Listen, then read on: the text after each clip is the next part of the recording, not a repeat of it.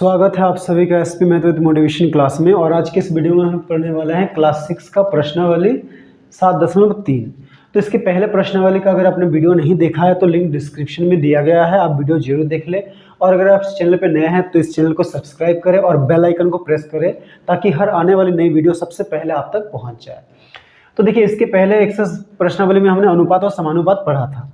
तो ये 7.3 में क्या है, एक ही के नियम। तो देखिए, एक ही नियम समझते हैं। तो एक ही नियम से पहले हमें और दो चीजें समझना है। तो देखिए, इस क्वेश्चन में क्या दिया है, 40 पेन का मूल्य दिया है और 30 पेन का पूछा है। तो इससे पहले क्या होता है, अगर क्वेश्चन मान लीजिए 40 पेन का दिया रहता, 40 पेन का दाम दिया रहता और एक का पूछता तो क्या करते, भागा करते। और क्वेश्चन अगर एक पेन का मूल्य दिया रहता और 40 का पूछता तो उस समय क्या करते, गुना करते। लेकिन एक ही नियम में क्या होता है, एक से ज़्यादा के बारे में बताता है और एक से ज़्यादा के बारे में ही पूछता है।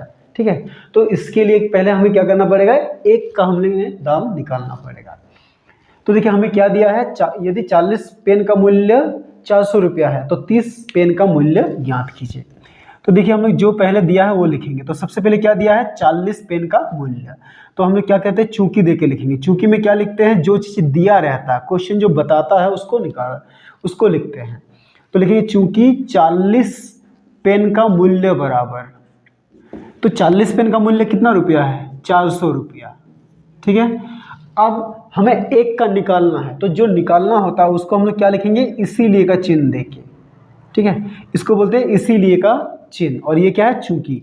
तो लिखेंगे इसीलिए एक। अब देखिए, ये पेन का मूल्य नहीं लिखने से भी चलेगा। अब पेन के नीचे ऐसे आप ये चिन्ह दीजिए तो इसका मतलब भी पेन है। तो इसीलिए एक पेन का मूल्य बराबर। तो देखिए, 40 पेन का मूल्य दिया है तो एक का निकालने के लिए क्या करेंगे, ज़्यादा का दिया है और एक का निकालने के लिए भागा करेंगे। तो क्या हो जाएगा, 400/40। ठीक है, अब लिखेंगे। अब देखिए, एक के बारे में पता चलेगा, एक पेन का मूल्य। तो अब 30 का, तो जितना बोला है अब उसके लिए क्या करेंगे, एक पेन का जो मूल्य है उससे गुणा कर देंगे। तो अब लिखेंगे इसीलिए 30 पेन का मूल्य बराबर। तो एक पेन का मूल्य कितना है, 400/40। तो 30 पेन का मूल्य क्या होगा, 30 गुना 400/40। ठीक है, तो ये जीरो कटा, ये 4 एकम 4, 4 दहा है 40। ठीक है, तो क्या बच गया, 30 गुना 10 यानी कि 300 रुपया। तो यही हो गया हमारा आंसर। ठीक है, तो चलिए अब हम लोग क्वेश्चन नंबर 2 बनाते हैं। 2 क्या है, यदि रोहन एक सप्ताह में 2100 रुपया कमाता है तो वो 25 दिनों में कितना कमाएगा। तो देखिए, यहाँ पे क्वेश्चन कह रहा है कि वो एक सप्ताह में कितना कमाएगा और पूछ रहा है कि वो 25 दिन में, यानी कि सप्ताह की कमाई दी गई है और दिन में कमाई पूछा है। तो इसके लिए हमें क्या करना पड़ेगा, ये जो सप्ताह है इसको दिन में बदलना पड़ेगा। तो देखिए, क्या दिया है, एक सप्ताह। तो एक सप्ताह बराबर क्या होता है, 7 दिन। ठीक है, यानी कि 7 दिन की कमाई क्या है, 2100 रुपया। तो अब हम लोग लिखेंगे चूंकि 7 दिन की कमाई बराबर, तो 7 दिन की कमाई कितना है, 2100 रुपया। ठीक है, अब इसीलिए क्या निकालेंगे, एक दिन की कमाई। तो इसलिए एक दिन की कमाई बराबर, तो उसके लिए क्या करेंगे, ये 2100 को 7 से भागा कर देंगे। तो भागा का मतलब क्या होता है, बट्टा भी होता है। ठीक है, अब लिखेंगे इसीलिए। अब कितना दिन का कमाई पूछा है, एक दिन का कमाई पता चल गया। अब हम लोग 25 दिन का कमाई निकाल सकते हैं। तो लिखेंगे इसीलिए 25 दिन की कमाई बराबर। तो एक दिन की कमाई इतना है तो 25 दिन की कमाई क्या हो जाएगा, 25 गुना 2100/7। ठीक है, तो अब ये देखिए कटेगा 7 और ये 21, 7 एकम 7, 7 तिया 21 और ये 2 0। ठीक है, अब क्या करेंगे, 25 को 300 से गुना कर देंगे। तो पहले 0 को भूल जाइए, 3 5 15 का 5 हाथ में रहा 1, फिर 3 दूनी 6 और 1 7 और ये 2 0। तो पीछे से क्या करते हैं, 3 के बाद कोमा लगाएंगे, यानी कि 7500 रुपया हो जाएगा 25 दिन की कमाई।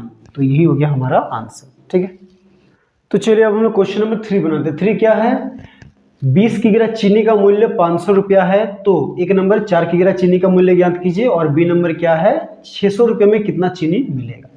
तो देखिए, सबसे पहले ए नंबर, इसके पहले जैसे हमने 2 क्वेश्चन बनाया है उसी तरह हम लोग बना लेते हैं। तो ए नंबर में तो देखिए हम लोग क्या लिखेंगे, चूंकि 20 किग्रा चीनी का मूल्य बराबर। तो देखिए, 20 किग्रा चीनी का मूल्य कितना दिया है, 500 रुपया। ठीक है, अब क्या निकालेंगे, 1 किग्रा चीनी का मूल्य। तो इसीलिए 1 किग्रा चीनी का मूल्य, तो उसके लिए क्या करेंगे, 500 को ये 20 से भाग कर देंगे, यानी कि 500/20। ठीक है, तो ये क्या आ गया, 1 किग्रा चीनी का मूल्य। अब क्वेश्चन में कितना बोला है, 4 किग्रा चीनी का मूल्य, तो लिखेंगे इसीलिए 4 किग्रा चीनी का मूल्य। तो उसके लिए क्या करेंगे, ये 1 किग्रा के मूल्य से 4 किग्रा को गुना कर देंगे, तो 4 गुना 500/20। ठीक है, तो ये जीरो कट गया, ये 2 और ये 4 कटेगा, 2 कम 2, 2 दूनी 4। तो देखिए 50 गुना 2 यानी कि 50 दूनी कितना हो गया, 100। तो 100 रुपया हो गया हमारा आंसर। ठीक है, अब देखिए अब हम लोग क्या करते हैं, बी नंबर बनाते हैं। तो बी में क्या पूछा है, 600 रुपये में कितना चीनी मिलेगा। ठीक है, यहाँ पे वजन से रुपया नहीं, मूल्य नहीं निकालना, मूल्य से कितना वजन होगा वो निकालना। ठीक है, तो इसमें क्वेश्चन क्या है, उल्टा पूछ दिया है। तो इसको भी हम लोग थोड़ा घुमा के ही बनाएंगे। इसको ऐसा नहीं लिखेंगे कि 1 किग्रा चीनी का मूल्य इतना, इसमें ये लिखेंगे कि इतना रुपये में मिलता चीनी बराबर। तो देखिए यहाँ पे क्या करेंगे, हम लोग यहाँ से लेंगे, हम लोग ये चीज़, ये लाइन को लेंगे कि 1 किग्रा चीनी का मूल्य बराबर इतना। ठीक है, इतना रुपया। तो अब हम लोग इसको उल्टा करके लिखना है कि चूंकि इतना रुपये में, यानी कि 500/20 रुपये में मिलता चीनी बराबर 1 किग्रा।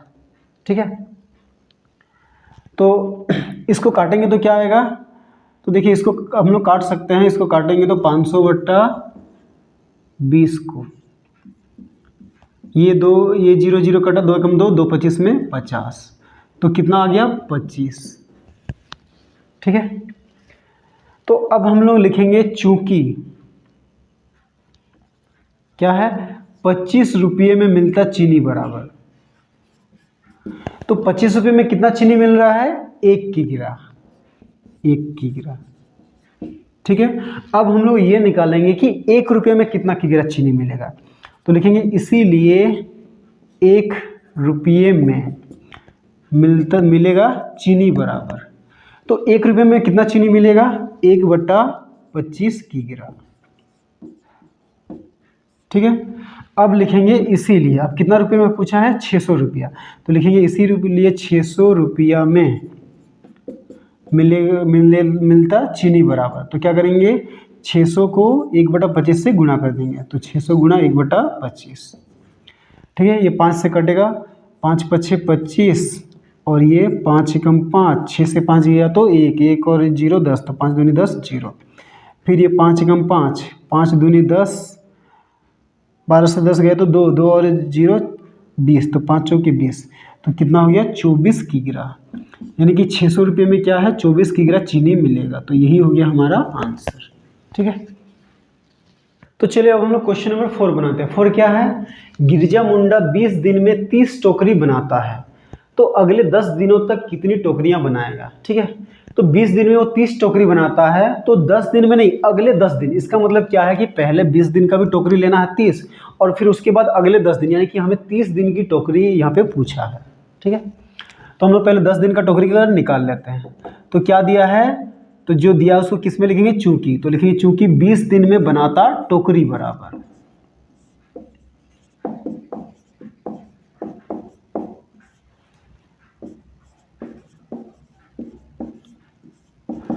तो 20 दिन में कितनी टोकरियां बनाता है, 30।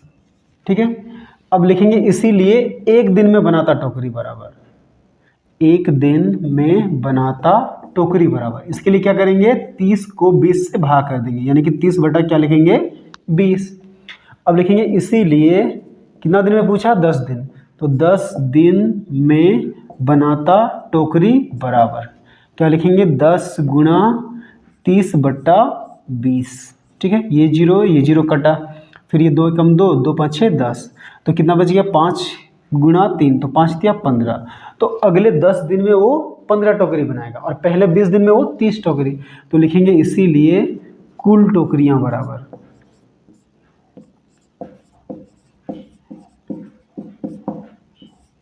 तो पहले 20 दिन की कितनी टोकरी है, 30, और अगले 10 दिन की कितनी टोकरी है, 15। तो दोनों को जोड़ देते तो कितना आ जाएगा, 45। तो 45 टोकरी, यही हो गया हमारा आंसर। ठीक है,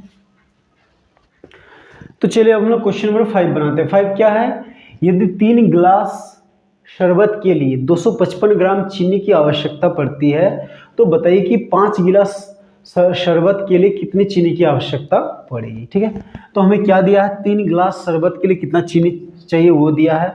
तो क्वेश्चन कह रहा है कि 5 गिलास शरबत अगर बनाना है तो कितनी चीनी की आवश्यकता होगी। ठीक है, तो पहले क्या दिया है, लिखेंगे चूंकि, क्या लिखेंगे, 3 गिलास शरबत के लिए आवश्यक चीनी बराबर,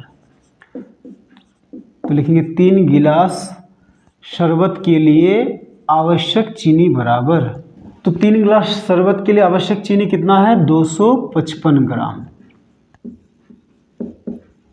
ठीक है, अब क्या लिखेंगे, 1 गिलास शरबत के लिए कितनी चीनी चाहिए, तो अब लिखेंगे इसीलिए 1 गिलास शरबत के लिए आवश्यक चीनी बराबर, तो उसके लिए क्या करेंगे, ये 255 को हम लोग 3 से भाग कर देंगे, यानी कि 255/3 ग्राम।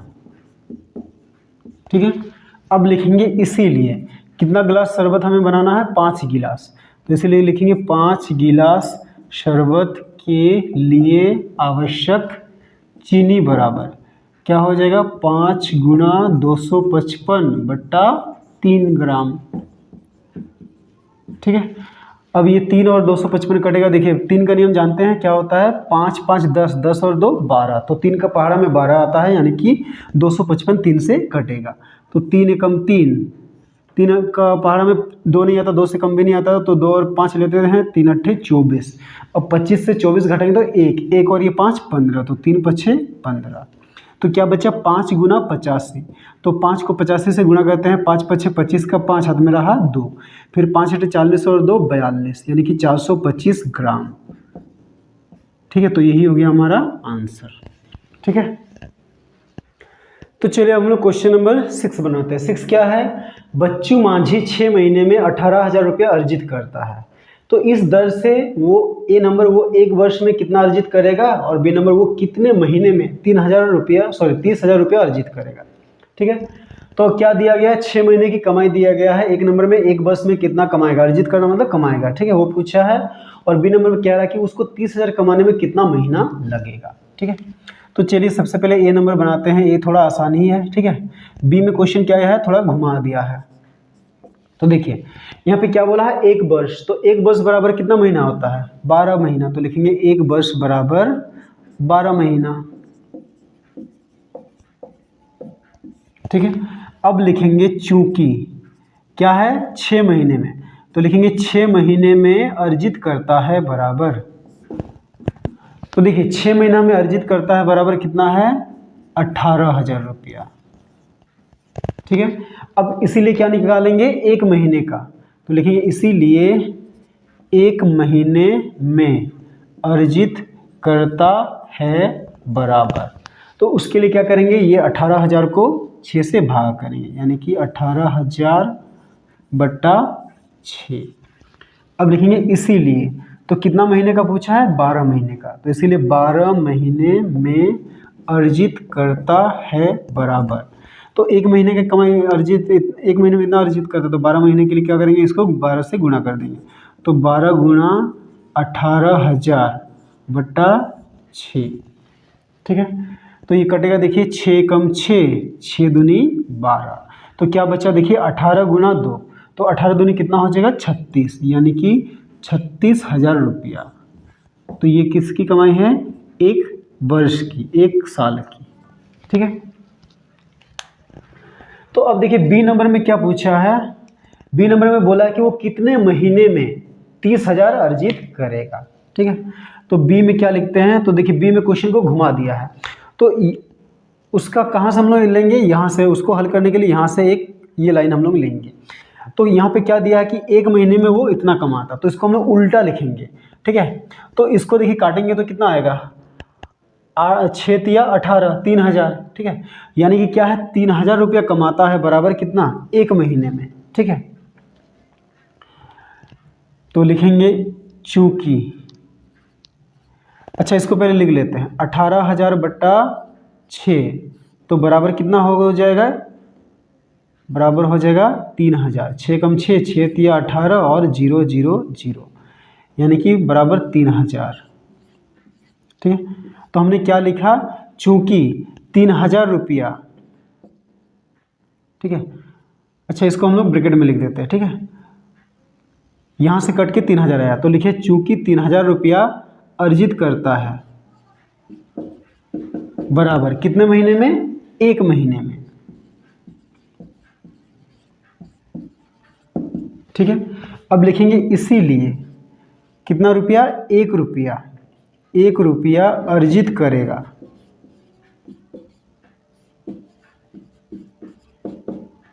बराबर। तो 1 रुपया अर्जित करेगा कितना महीना में?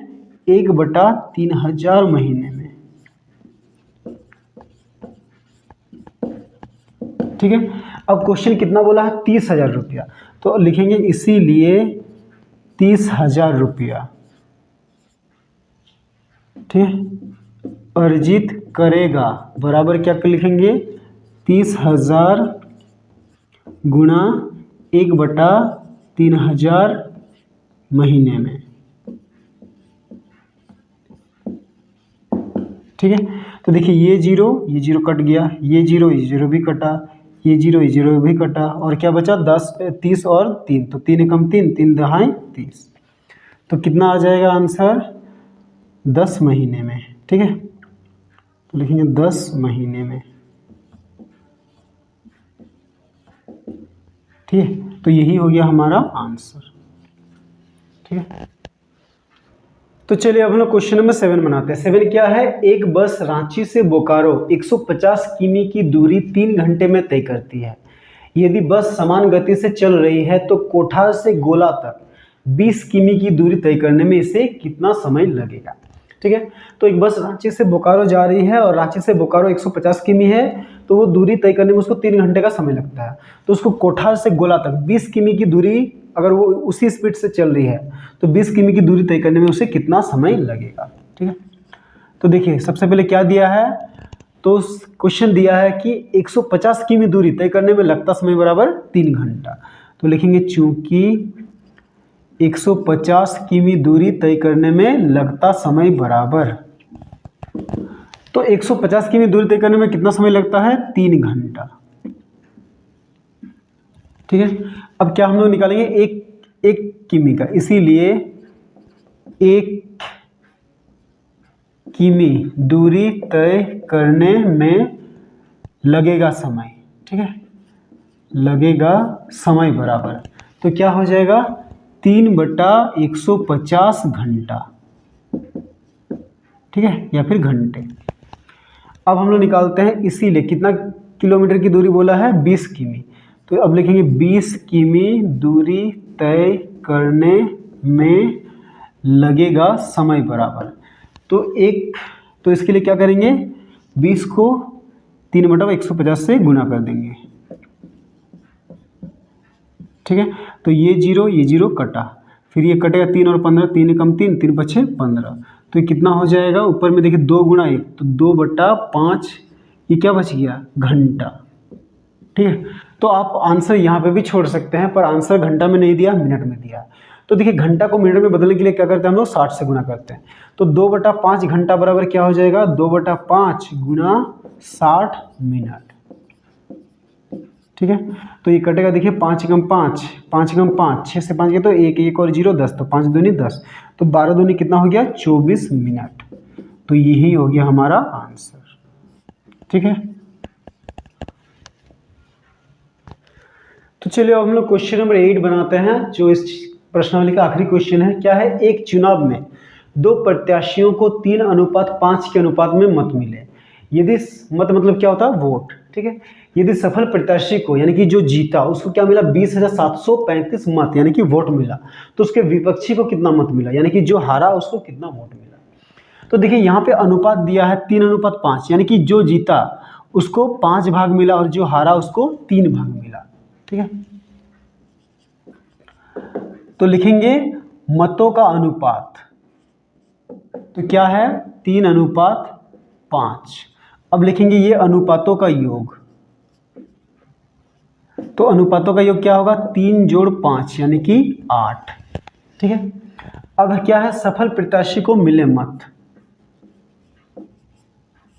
तो सफल प्रत्याशी को कितना मत मिला है? 20,735 735 और किसका निकालना है, विपक्षी। तो लिखेंगे विपक्षी को मिला मत बराबर क्वेश्चन मार्क, ये हमें निकालना है। ठीक है, तो देखिए इस क्वेश्चन से अनुपातों से क्या समझ में आता है कि अगर मतों को कुल 8 भाग में हम लोग कर दें तो उसमें से जो सफल हुआ उसको 5 भाग मिला है और जो असफल हुआ यानी कि जो हारा उसको क्या है, 3 भाग मिला है। ठीक है, तो कुल का, ठीक है, सफल प्रत्याशी को 8 में से 5 भाग मिला है और उसको टोटल कितना मिला है, 20,735। तो देखिए इसको बनाने के कई सारे तरीके हैं। ठीक है, तो हम लोग एक तरीका बनाते हैं, तो इस पर हम लोग मान लेते हैं कि कुल मत की संख्या को मान लेते हैं। तो लिखते हैं माना कुल मतों की संख्या बराबर,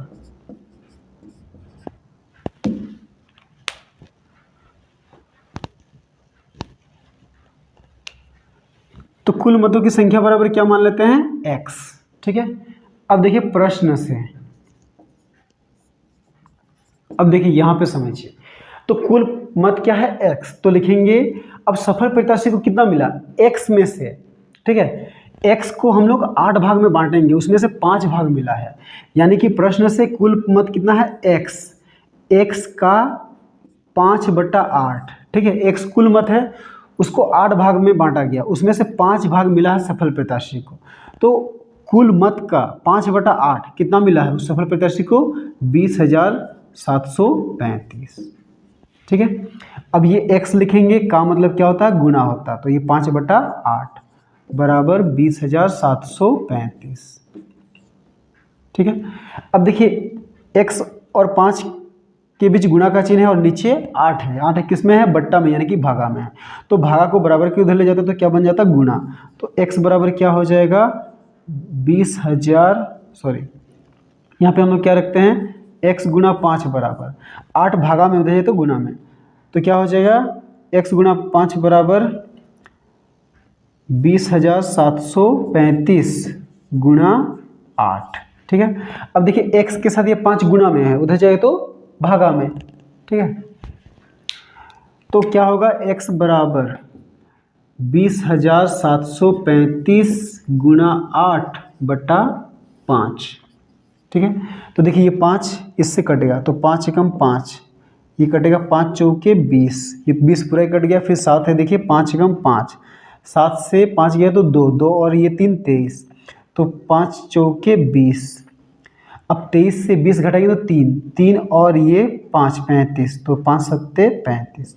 तो क्या बचा, देखिए 4147 गुना 8। ठीक है, तो इसको हम लोग गुना करते हैं, देखिए 8 सत्ते 56 का आप लोग ऊपर नीचे लिख के गुना कर लीजिए, है ना।